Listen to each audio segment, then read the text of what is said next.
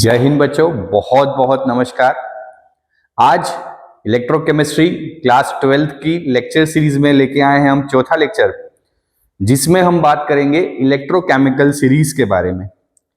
Electrochemical series आपने book में देखी होगी, जिसमें एक टेबल बना हुआ है और उसमें हर जो एलिमेंट है उनके रिडक्शन पोटेंशियल जो है वो टेबुलर फॉर्म में अरेंज है।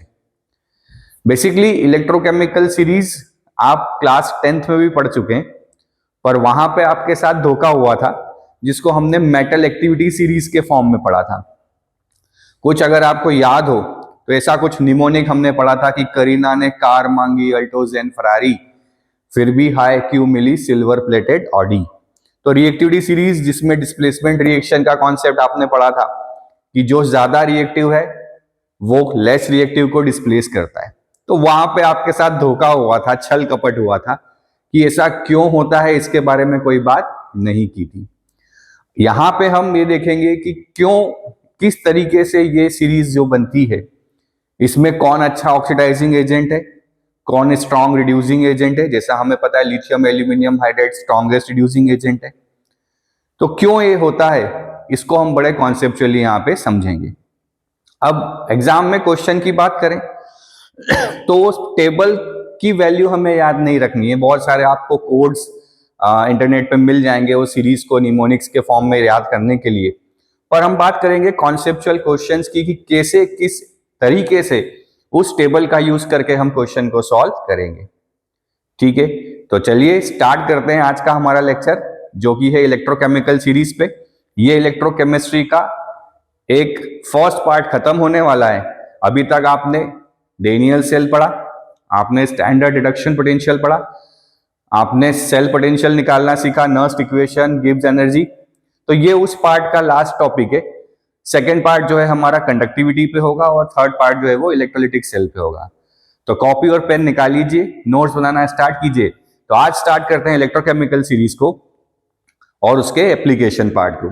तो मेरा नाम है निखिल दुबे और आप देख रहे हैं मेरा प्यारा सा channel C for chemistry.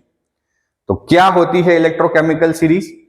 Electrochemical series is also known as the activity series. जैसा मैंने अभी आपसे कहा कि मेटल की एक्टिविटी सीरीज जो आपने क्लास 10th में याद की है, वो यहीं से आती है। कॉन्सेप्ट यही है वहां इसका कि किस तरीके से उस सीरीज को बनाया गया है। तो वहां पे तो सिर्फ आपको याद करवा दिया जाता था, आज कॉन्सेप्ट के साथ पढ़ेंगे कि ऐसा क्यों होता है।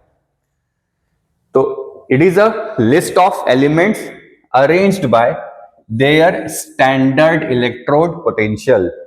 तो इतना इलेक्ट्रोकेमिस्ट्री हमने पढ़ लिया है 3 चैप्टर में कि अब आपको पता होगा कि स्टैंडर्ड इलेक्ट्रोड पोटेंशियल या एसआरपी क्या होता है।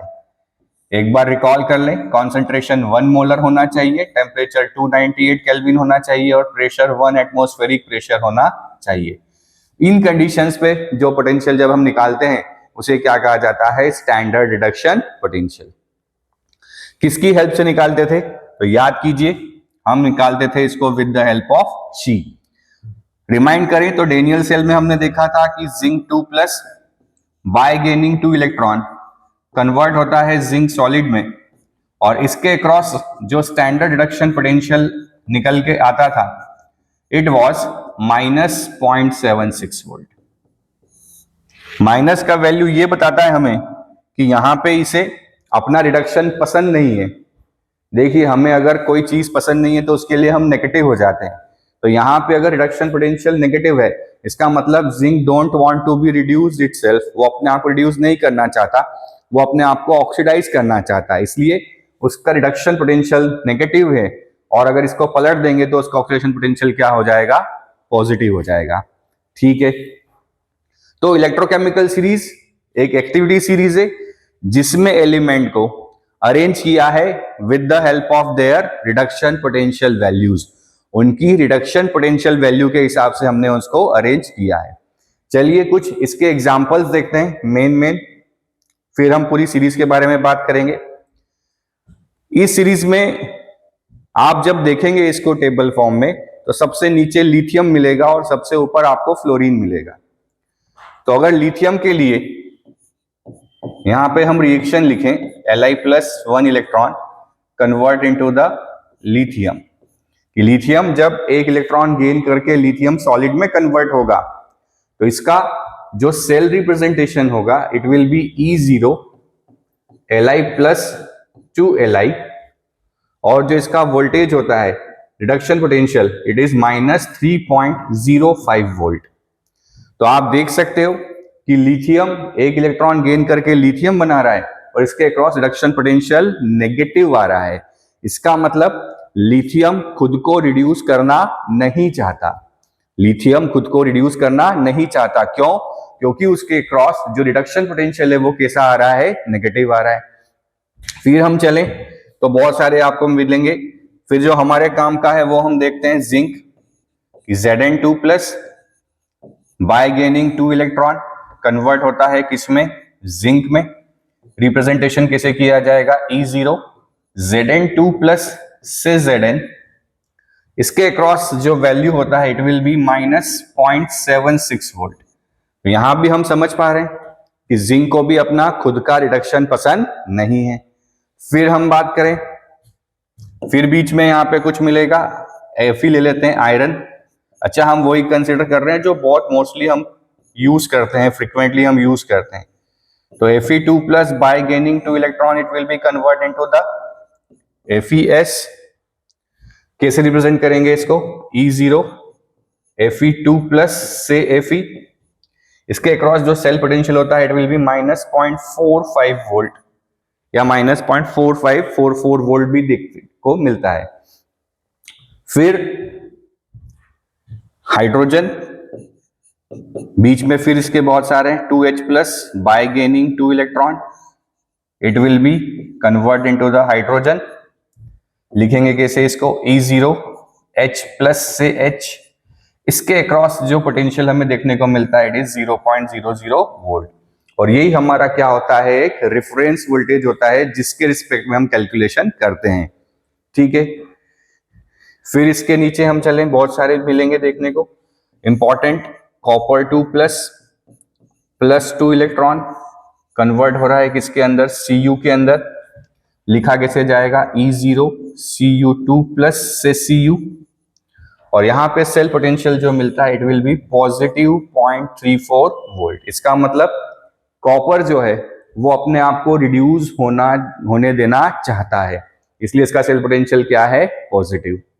फिर हम बात करें ऐसे ही, silver plus by gaining 1 electron it will be convert into the silver. Representation इसका अगर देखें तो E0 Ag प्लस 2 Ag, जो वोल्टेज का वैल्यू होता है इट विल बी 0.80 वोल्ट। और सबसे लास्ट में जो टेबल में आपको सबसे ऊपर मिलेगा, F2 plus 2 electron convert into 2F minus. लिखा जाएगा इसको E0 F2 से F माइनस, और इसके क्रॉस जो पोटेंशियल होता है इट इज 2.87 वोल्ट। इसका मतलब क्या हुआ? आप देख पा रहे हो कि हाइड्रोजन के ऊपर सारे रिडक्शन पोटेंशियल नेगेटिव है और हाइड्रोजन के नीचे सारे जो रिडक्शन पोटेंशियल हैं वो पॉजिटिव है। इसका मतलब ये हुआ कि हाइड्रोजन के ऊपर वाले सारे अपने आप को ऑक्सीडाइज करना चाहते हैं और हाइड्रोजन के नीचे वाले सारे अपने आप को रिड्यूस करना चाहते हैं। फिर से, हाइड्रोजन के ऊपर वाले सारे नेगेटिव हैं, हाइड्रोजन के नीचे वाले सारे पॉजिटिव हैं। तो इसका मतलब क्या हुआ? इसका मतलब ये हुआ कि हाइड्रोजन के ऊपर वाले सब रिड्यूस नहीं होना चाहते। क्यों? क्योंकि उन सबका रिडक्शन पोटेंशियल कैसा है? नेगेटिव है। रिडक्शन पोटेंशियल नेगेटिव है, इसका मतलब ये अपना रिडक्शन नहीं चाहते हैं। तो ये क्या चाहते हैं? ये चाहते हैं कि हमारा क्या हो? ऑक्सीडेशन हो। तो ये किसको प्रिफर करेंगे? ऑक्सीडेशन को प्रिफर करेंगे। और हाइड्रोजन के जो नीचे वाले हैं वो सारे के सारे उनका पोटेंशियल कैसा है? पॉजिटिव है, और इनका रिडक्शन पोटेंशियल पॉजिटिव है। इसका मतलब ये सारे उस सेल के अंदर क्या होना चाहेंगे? रिड्यूस होना चाहेंगे। तो हाइड्रोजन के रिस्पेक्ट में ये सारे कैलकुलेशन किए जाते हैं। ये हमने शी में पढ़ा था कि जितनी भी प्रोसेस है उनका अगर इंडिविजुअल सेल पोटेंशियल हमें कैलकुलेट करना है तो वो किसके रिस्पेक्ट में किया जाता है? With the help of she. तो इस पूरी लिस्ट में लिथियम और फ्लोरीन के बारे में अगर बात करें तो लिथियम का एसआरपी सबसे ज्यादा नेगेटिव है, इसका मतलब लिथियम बहुत अच्छा क्या होने वाला है, रिड्यूसिंग एजेंट। अच्छा, क्यों होने वाला है रिड्यूसिंग एजेंट? क्योंकि इसका ऑक्सीडेशन पोटेंशियल पॉजिटिव है, तो खुद तो ऑक्सीडाइज होगा और सामने वाले को क्या करेगा, रिड्यूस करेगा। रिड्यूसिंग एजेंट का काम क्या होता है, एजेंट जो सामने वाले को काम करके दे, तो जो खुद ऑक्सीडाइज हो और सामने वाले को रिड्यूस करे, तो इसीलिए लिथियम क्या होगा, सबसे अच्छा रिड्यूसिंग एजेंट। अब फ्लोरीन यहां पे F2 क्या हो रहा है, ऑक्सीडाइज हो रहा है, सॉरी रिड्यूस हो रहा है, तो खुद रिड्यूस हो रहा है, इसका मतलब F2 क्या होने वाला है, सबसे अच्छा ऑक्सीडाइजिंग एजेंट। F2 क्या होने वाला है, सबसे अच्छा ऑक्सीडाइजिंग एजेंट। क्या यह बात समझ में आई कि इसका ऑक्सीडेशन पोटेंशियल पॉजिटिव है और इसका रिडक्शन पोटेंशियल पॉजिटिव है। तो अगर इसका ऑक्सीडेशन पोटेंशियल पॉजिटिव है तो ये खुद ऑक्सीडाइज होना चाहेगा और ये खुद रिड्यूस होना चाहेगा। अगर खुद ऑक्सीडाइज होगा तो सामने वाले को क्या करेगा, रिड्यूस करेगा, और खुद रिड्यूस होगा तो सामने वाले को क्या करेगा, ऑक्सीडाइज करेगा। क्लियर है? क्लियर है? आया बात समझ में? नोट कर लीजिए इसे।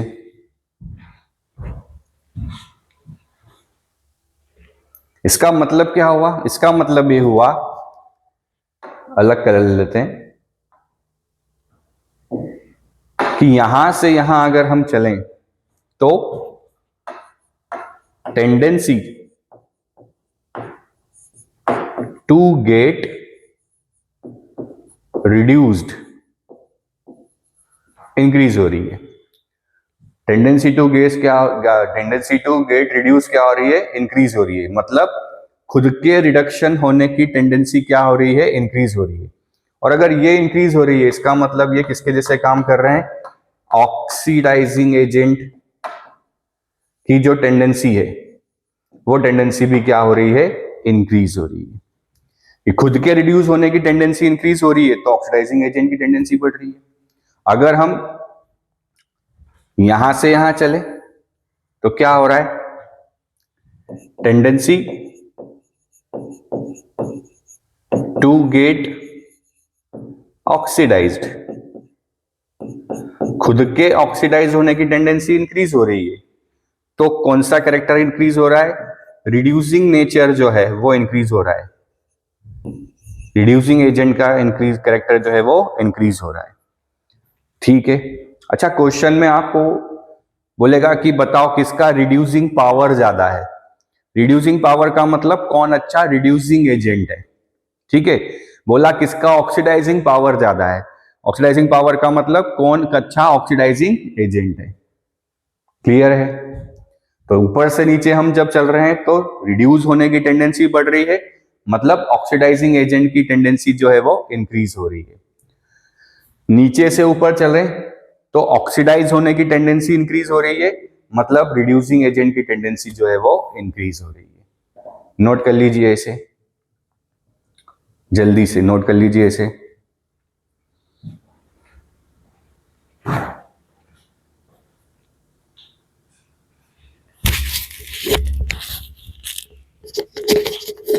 बढ़े आगे। ये पूरी सीरीज नहीं है, ये हमने कुछ एलिमेंट्स लिए हैं, है ना, जो बहुत फ्रिक्वेंटली हमको यूज में आने वाले हैं। बढ़े आगे।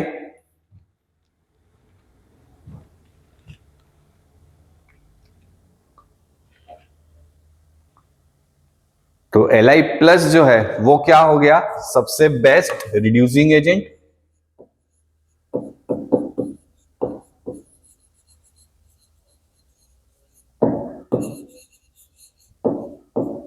और F2 जो है वो क्या हो गया, best oxidising agent.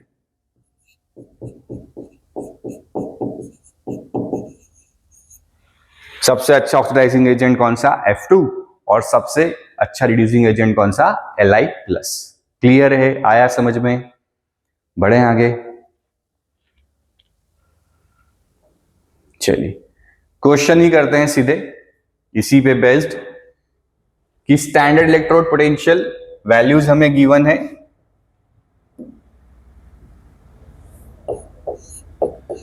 E0 Al3 plus से Al,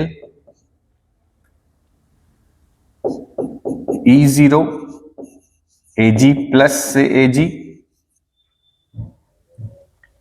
E0 K प्लस से K और E0 Cr3 प्लस से Cr।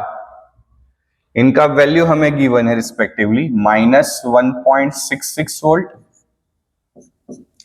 प्लस का 80 वोल्ट, माइनस का 2.93 वोल्ट और माइनस का 0.74 वोल्ट। आपको निकालना है रिड्यूसिंग पावर। क्या निकालना है? Reducing power. रिड्यूसिंग पावर का मतलब क्या हुआ? अच्छा oxidising agent. Reducing power reducing power का मतलब क्या हुआ? अच्छा रिड्यूसिंग एजेंट।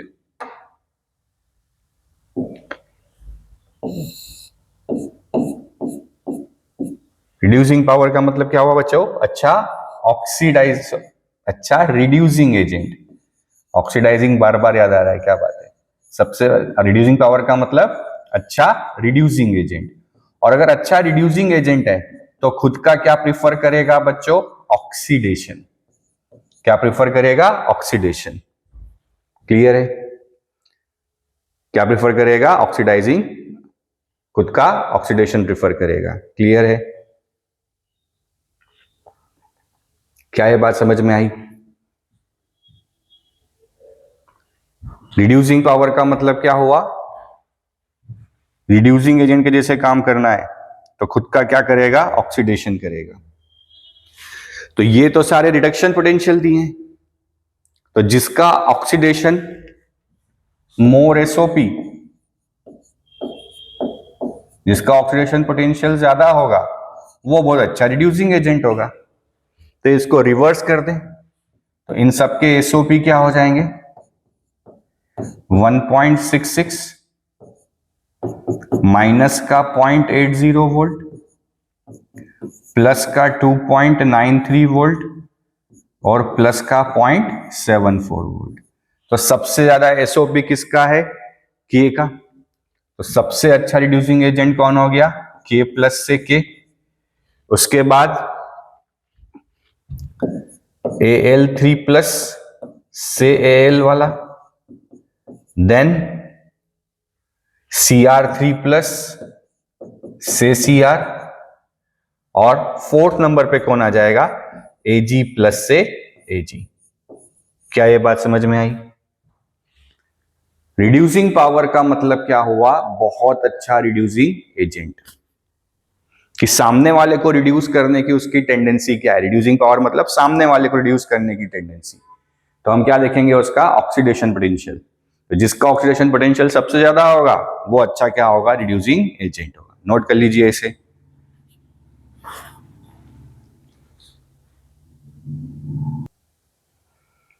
ठीक है, बढ़े आगे। चलिए अगला क्वेश्चन करते हैं। Standard reduction potential of the half cell reactions are given below. 4 reactions हमें दी हुई है। क्या आइडेंटिफाई करना है हमें? The strongest oxidising and reducing agent. Strongest oxidising and reducing agent. अगर रिड्यूसिंग एजेंट है तो खुद का क्या करेगा बच्चों? ऑक्सीडेशन। और ऑक्सीडेशन के लिए क्या ज्यादा होना चाहिए? More standard oxidation potential. Oxidising agent निकालना है मतलब खुद का क्या करेगा? रिडक्शन। और अगर खुद का रिडक्शन करेगा तो स्ट्रॉन्गेस्ट के लिए क्या होना चाहिए? मोर एसआरपी।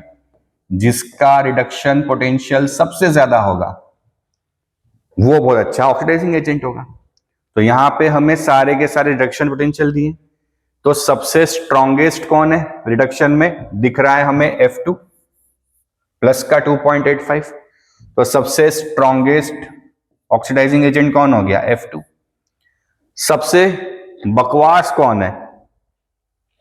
ये सबसे छोटा है।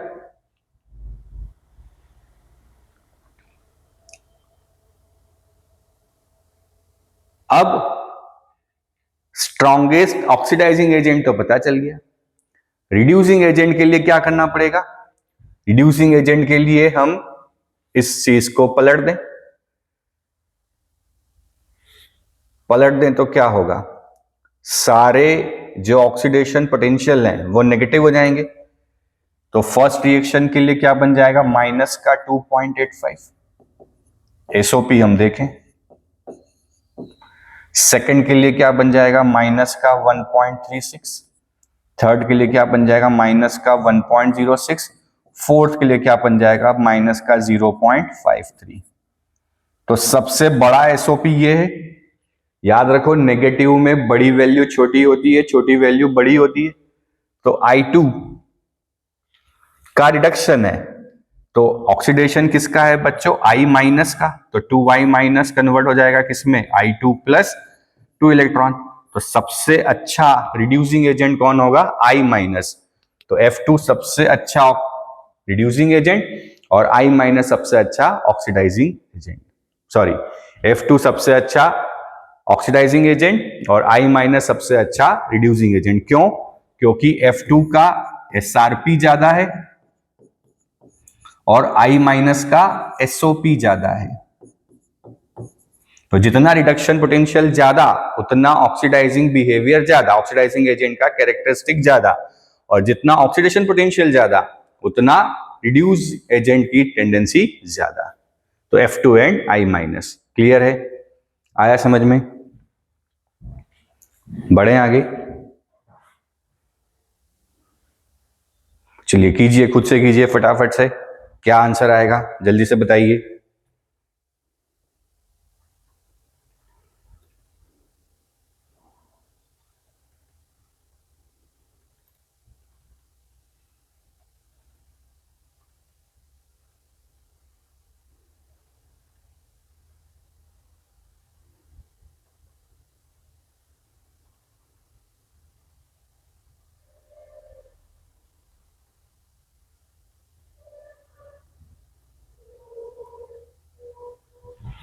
आया? चलिए, क्या बोला है? 3 मेटल्स हैं, एक्स वाई और जेड। एक्स वाई और जेड पोटेंशियल कौन से हैं? स्टैंडर्ड इलेक्ट्रोड पोटेंशियल 3 मेटल दिए हुए, -1.2 वोल्ट, 0.5 वोल्ट और 3 वोल्ट। क्या पूछा है? Reducing power. रिड्यूसिंग पावर का मतलब क्या हो गया बच्चों? Reducing agent.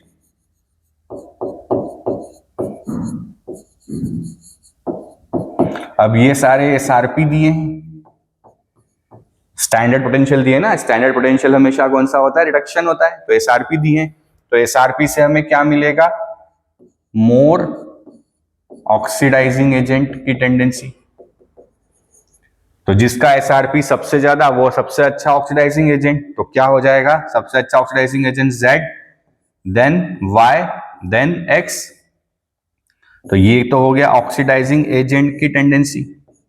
पर हमें तो रिड्यूसिंग एजेंट पूछा है, तो रिड्यूसिंग एजेंट में क्या कर दोगे? इसको रिवर्स कर दो, X greater than Y greater than Z। कौन सा ऑप्शन? D option. तो स्टैंडर्ड रिडक्शन पोटेंशियल से हमेशा क्या पता चलता है? ऑक्सीडाइजिंग एजेंट का पावर। कौन सा पता चलता है? ऑक्सीडाइजिंग एजेंट का पावर। तो ऑक्सीडाइजिंग एजेंट का पावर ZYX था, तो रिडक्शन पावर क्या हो जाएगा? XYZ। क्लियर है? आया समझ में? बढ़े आगे। चलिए, तो ये वो सीरीज है जो पूरी आपको बुक में गिवन है कि reaction n number of electron करके ऑक्सीडाइज फॉर्म में किसमें कन्वर्ट हो रहा है? रिड्यूस फॉर्म में। तो यहां पे आप देख सकते हो, सबसे ऊपर कौन है? F2, जिसका सेल पोटेंशियल है 2.87। सबसे नीचे कौन है? लिथियम, जिसका है माइनस का 3.05। तो इसका एसआरपी सबसे अच्छा है, सबसे नेगेटिव है। इसका मतलब it is the strongest reducing agent. Li+ क्या है? Strongest reducing agent. इसका SRP सबसे अच्छा है, तो ये क्या होगा? सबसे स्ट्रॉन्गेस्ट ऑक्सीडाइजिंग एजेंट। तो ऑक्सीडाइजिंग टेंडेंसी ऊपर से नीचे चलने पे डिक्रीज हो रही है और रिड्यूस होने की टेंडेंसी जो है वो इंक्रीज हो रही है। तो ऊपर सबसे अच्छा ऑक्सीडाइजिंग एजेंट, नीचे सबसे अच्छा रिड्यूसिंग एजेंट। तो ये टेबल बोर्ड में तो वैसे क्वेश्चन जो हमने करे वैसे ही आते हैं, पर हाँ कॉम्पिटिटिव अगर आप जा रहे हैं तो उसके लिए इसको आपको याद करना पड़ेगा। ठीक है, बढ़े आगे। चलिए, अब क्या इस पूरी टेबल का एप्लीकेशन पार्ट है? तो सबसे पहला एप्लीकेशन ऑफ इलेक्ट्रोकेमिकल सीरीज में to find spontaneity of cell. Spontaneity of cell का मतलब ये होता है कि सेल वर्किंग में है या नहीं, या खुद से वर्किंग में है या नहीं। कि जैसे ही हम कैथोड और एनोड को आपस में कनेक्ट करें तो कनेक्ट करते क्या होना चाहिए? करंट फ्लो होने चाहिए और वहां पे वोल्टेज हमें मिलना चाहिए। तो स्पॉन्टेनियस प्रोसेस के लिए हमें पता ही ये पहली चीज कि डेल्टा जी जो है वो क्या होना चाहिए? नेगेटिव होना चाहिए। ठीक है, उसके लिए कंडीशन क्या है कि ईएमएफ ऑफ सेल जो है वो क्या होना चाहिए? हमेशा ग्रेटर देन 0 होना चाहिए। E0 सेल क्या होना चाहिए? ग्रेटर देन 0 होना चाहिए। अब हमें पता है कि E0 सेल क्या होता है? E0 सेल बराबर E0 right minus E0 left. Right में क्या होता है? रिडक्शन। तो और वो क्या कहलाता है? कैथोड। तो E0 cathode minus E0 anode. याद कीजिए, हमने किया था याद इसको कि left oxidation anode negative.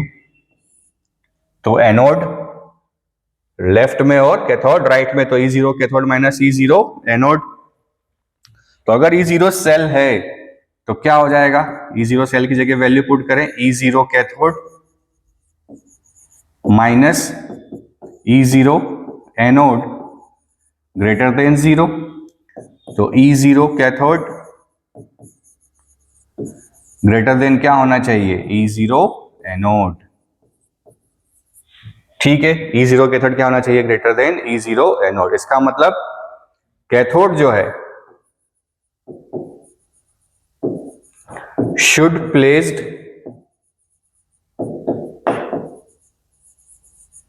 Below anode.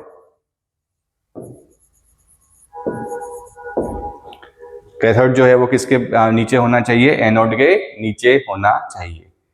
तो जैसे डेनियल सेल याद कीजिए, कॉपर जिंक था, तो कॉपर का क्या था? कैथोड, और जिंक का क्या था? एनोड।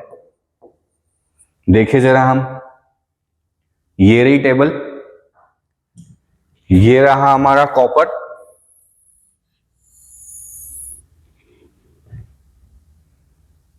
और ये रहा जिंक।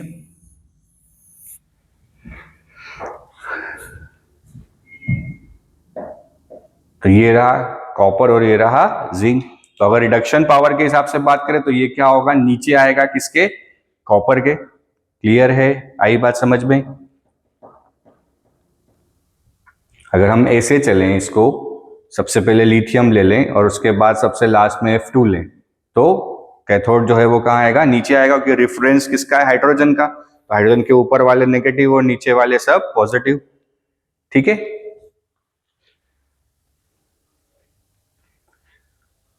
तो ये फर्स्ट एप्लीकेशन जिससे पता चलेगा कि स्पॉन्टेनियस प्रोसेस है या नहीं। Second, metals above hydrogen in the series displace hydrogen from mineral acids। देखिए बढ़िया इंपॉर्टेंट क्वेश्चन है, याद कीजिए। डिस्प्लेसमेंट रिएक्शन आपने पढ़ा है,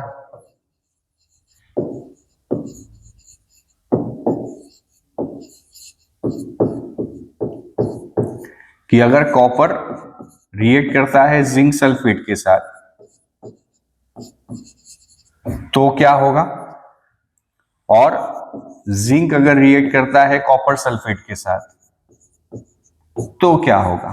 दोनों ही केस में पॉसिबिलिटी चेक कर लेते हैं कि अगर सपोज कॉपर जिंक को डिस्प्लेस कर दे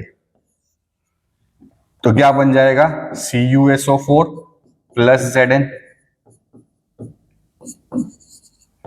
और अगर जिंक कॉपर को डिस्प्लेस कर दे तो ZnSO4 प्लस Cu।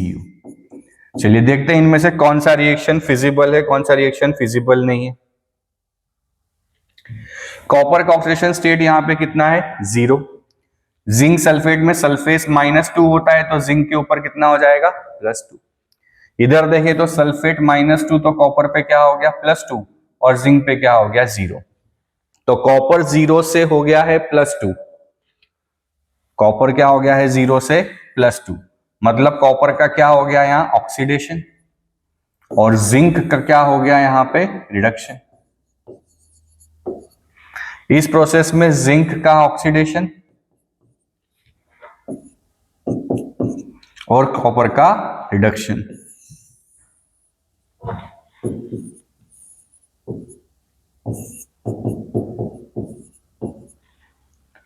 तो देखें, कॉपर तभी ऑक्सीडाइज हो सकता है जब उसका ऑक्सीडेशन पोटेंशियल क्या होना चाहिए, पॉजिटिव। जिंक तभी रिड्यूस हो सकता है जब उसका रिडक्शन पोटेंशियल क्या होना चाहिए, पॉजिटिव। तो देखें जरा उस टेबल में क्या होता है। कॉपर का रिडक्शन पोटेंशियल पॉजिटिव है और जिंक का रिडक्शन पोटेंशियल नेगेटिव है। तो अगर कॉपर का रिडक्शन पोटेंशियल पॉजिटिव है तो कॉपर रिड्यूस होगा और जिंक क्या होगा, ऑक्सीडाइज। तो कौन सा वाला प्रोसेस होने वाला है जरा देखें। कॉपर रिड्यूस होगा और जिंक होगा ऑक्सीडाइज। तो यहां पे जिंक ऑक्सीडेशन करवा रहा है और यहां पे कॉपर रिड्यूस हो रहा है। तो ये रिएक्शन तो होने वाला है, बट ये रिएक्शन होने वाला नहीं है। क्यों? क्योंकि कॉपर का ऑक्सीडेशन पोटेंशियल नेगेटिव है और जिंक का रिडक्शन पोटेंशियल नेगेटिव है, तो उल्टा प्रोसेस कभी नहीं होगा। मतलब कॉपर जिंक को डिस्प्लेस नहीं कर सकता, बट जिंक कॉपर को डिस्प्लेस कर सकता है। क्लियर है? तो कौन डिस्प्लेस कर पाएगा? जिसका ऑक्सीडेशन पोटेंशियल ज्यादा होगा। जिसका ऑक्सीडेशन पोटेंशियल ज्यादा होगा उसको वो मेटल क्या करेगी, डिस्प्लेस कर देगी। सिमिलरली अगर हम जिंक का रिएक्शन H2SO4 के साथ करा दें तो यहां बनेगा जिंक सल्फेट और क्या रिलीज हो जाएगी, हाइड्रोजन गैस।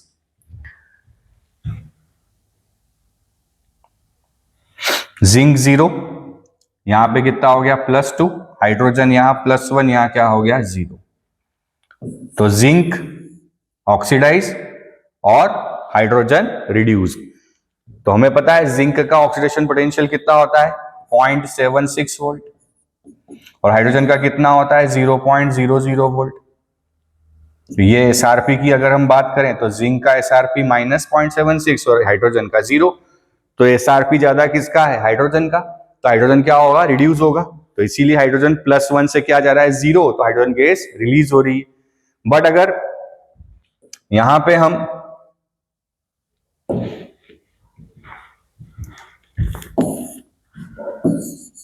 कॉपर की रिएक्शन अगर HCl के साथ करा दें तो क्या बनेगा, CuCl2 + H2। तो यहां पे कॉपर क्या हो रहा है, ऑक्सीडाइज, और हाइड्रोजन क्या हो रहा है, रिड्यूस। बट कॉपर का जो एसआरपी है, कॉपर का एसआरपी होता है प्लस का 0.34 वोल्ट, और हाइड्रोजन का जो एसआरपी है, हाइड्रोजन का एसआरपी कितना है, 0.00 वोल्ट। तो ज्यादा एसआरपी किसका है, कॉपर का। तो कॉपर क्या ऑक्सीडाइज होगा, नहीं होगा। इसीलिए कॉपर कभी भी मेटल एसिड के साथ रिएक्ट करके हाइड्रोजन गैस रिलीज नहीं करता। तो जो मेटल्स हाइड्रोजन की रिएक्टिविटी सीरीज में हाइड्रोजन से नीचे हैं,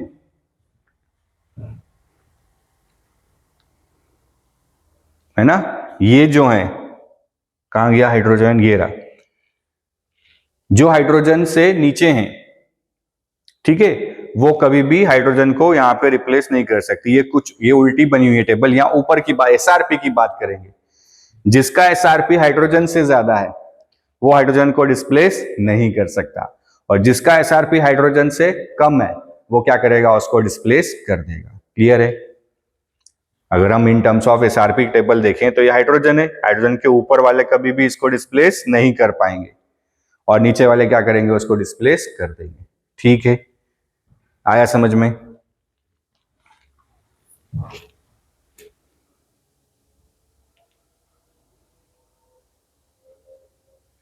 बढ़े आगे, देखो फिर से समझो, इसका एसआरपी और इसका एसआरपी, एसआरपी किसका ज्यादा है? कॉपर का। तो रिड्यूस कौन होगा? हाइड्रोजन और कॉपर में से कॉपर। तो अगर कॉपर रिड्यूस होगा तो इस मेथड में तो क्या हो रहा है, इस रिएक्शन में तो कॉपर ऑक्सीडाइज हो रहा है ना, तो कॉपर कभी ऑक्सीडाइज नहीं हो पाएगा, इसलिए कॉपर हाइड्रोजन को रिप्लेस नहीं कर पाएगा। बढ़े आगे, अगला क्वेश्चन है, can we store copper sulphate in zinc container? फिर वही कहानी है, कंटेनर किसका है? जिंक का। स्टोर किसको करना है? कॉपर सल्फेट को। अगर ये रिएक्शन हो जाए तो क्या बनेगा? ZnSO4 plus Cu। फिर वही, जिंक के ऊपर चार्ज है 0, यहाँ कितना आ गया? +2, यहाँ कॉपर है +2, चार्ज कितना हो गया? 0। जिंक क्या हो रहा है? ऑक्सीडाइज। और कॉपर का क्या हो रहा है? रिडक्शन।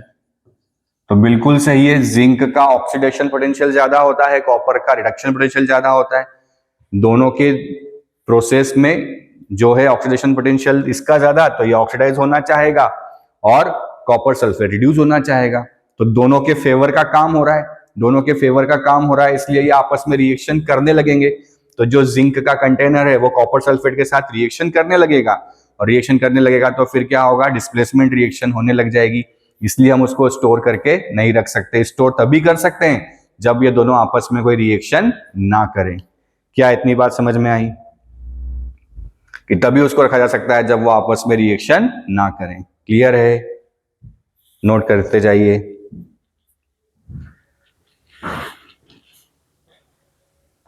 आगे बढ़ें। अगला है, using the E0 values of A and B predict which is better for coating the surface of iron. Potential दिया है -0.44 volt to prevent corrosion and why. कि आपके पास एक आयरन का पीस है, उसके ऊपर आपके पास दो एलिमेंट है A और B। तो या तो आप A की कोटिंग करो और या B की कोटिंग करो, और उस कोटिंग करने के बाद आयरन को प्रिवेंट करना है कोरोजन से। तो देखो, कोरोजन पूरा ऑक्सीडेशन का प्रोसेस है, तो जो जितनी जल्दी ऑक्सीडाइज हो जाएगा वो उसको बचा लेगा।